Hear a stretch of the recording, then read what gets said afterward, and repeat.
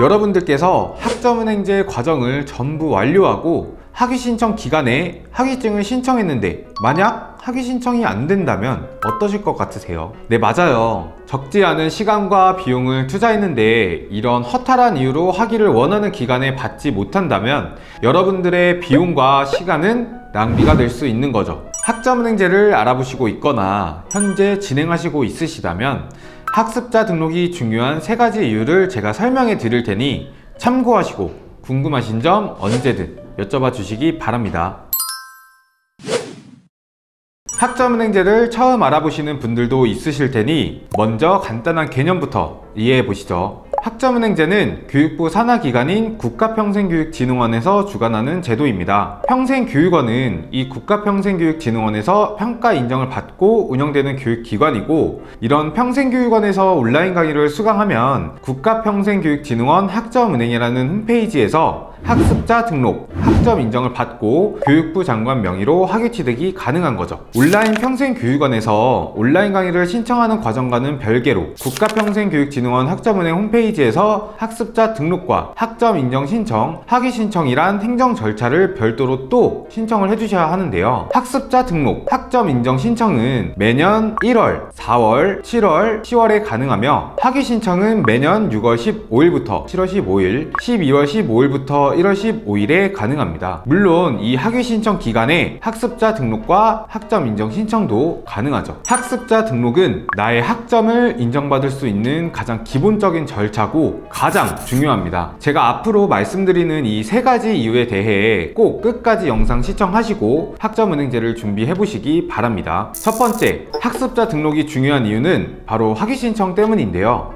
이 학습자 등록, 학점 인정 신청, 학위 신청을 학위 신청 기간 내에 모두 가능하니까 한 번에 하시려고 하신다면 절대로 안 됩니다.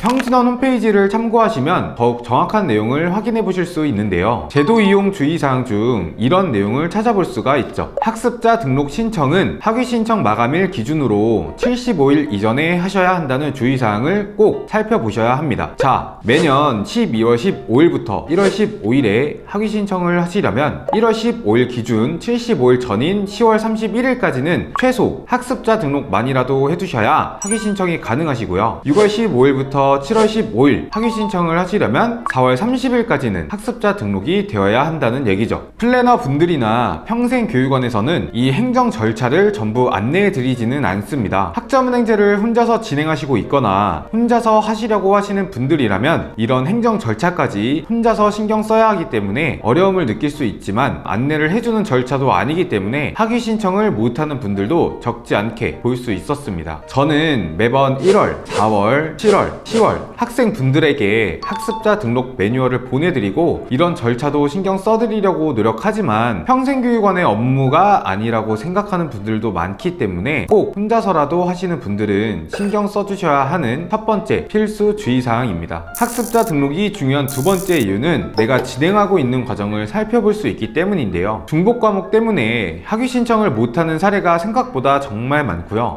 플래너를 고소하겠다, 시간, 비용을 물어내라 등의 민원이 정말 많이 발생합니다. 전에 제가 플래너에 관련된 내용으로 만든 영상도 있는데요. 이 다양한 사례들을 바탕으로 만든 영상이니 이 영상도 같이 참고해 주시면 좋겠네요. 본론으로 돌아와서 학습자 등록을 하시게 되면 완료된 강의나 수강하고 있는 과목들을 미리미리 확인할 수 있어서 중복 과목을 신청했거나 중복 과목을 수강하시고 있으셨다면 사전에 확인이 가능하니까 과정을 수정하실 수 있기도 하고요. 학점은행제를 하시다가 중단하실 거라면 이 학습자 등록을 꼭 해놓고 중단하셔야 다음에 다시 학점은행제를 시작하실 때 학습 과정을 다시 설계받을 수 있기 때문에 꼭 미리미리 하실 수 있으실 때 해두시는 편이 상당히 좋습니다. 자, 마지막 학습자 등록이 중요한 3번째 이유입니다. 전적대 전공을 살려서 학점은행제를 시작하고 학습자 등록을 하시려는 분들에게 꿀팁 하나 알려드리려고 하는데요. 전기나 전자, 컴공, 등 건축 등의 전공으로 대학교를 졸업했고 같은 전공의 학점은행제 과정을 희망하신다면 전공, 교양 중 전적대 학점이 어떻게 인정되냐에 따라 온라인 강의를 적게 수강하셔도 되기 때문에 과정에 따라서는 의무 18학점이라는 규정만 채우고 나머지 학점들은 자격증을 취득해서 학위를 취득하시는 분들도 있습니다. 불법 대행업체 직원들은 전문적인 지식 없이 학습 설계를 해주다 보니까 온라인 강의나 자격증 취득 과정을 불필요하게 정말 많이 넣어주죠. 앞부분에 말씀드렸던 영상에서도 전공 필수 과목을 넣어야 되는데 확인도 안 하고 전공 선택 수업으로 전공학점을 채우게 만들어서 정말 끔찍한 상황이 발생한 사례를 말씀드린 적이 있었습니다. 이런 상황이 저한테 발생한다면 저 또한 너무너무 억울하고 화가 정말 많이 날 것 같습니다. 학위 신청을 하시기 전에 이런 전적대 학점을 이수하신 학점들과 함께 몰아서 신청하지 마시고 미리미리 학습자 등록과 학점 인정 신청을 받아 보신 다음 나의 과정을 꼭 스스로 점검해 보셔야 추가적인 비용, 기간 낭비가 없으니 꼭 챙겨서 해보시기 바랍니다.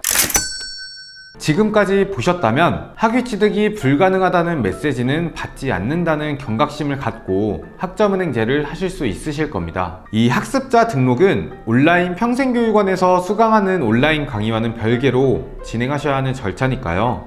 꼭 학습자 등록을 하시고 진행하셔야 하는 특수한 전공이 아니라면 저와 같은 교육원 소속의 담당자에게 학점은행제 진행 방법을 언제든 편하게 여쭤보시고 시작해보시기 바랍니다. 이상 가시TV의 최민수 팀장이었습니다. 더 궁금하신 점이 있거나 영상에 나온 선생님과 상담을 원하시면 PC는 제목 아래에 있는 더보기란을 클릭, 상단에 있는 상담 링크를 클릭하셔서 문의를 남겨주시면 됩니다.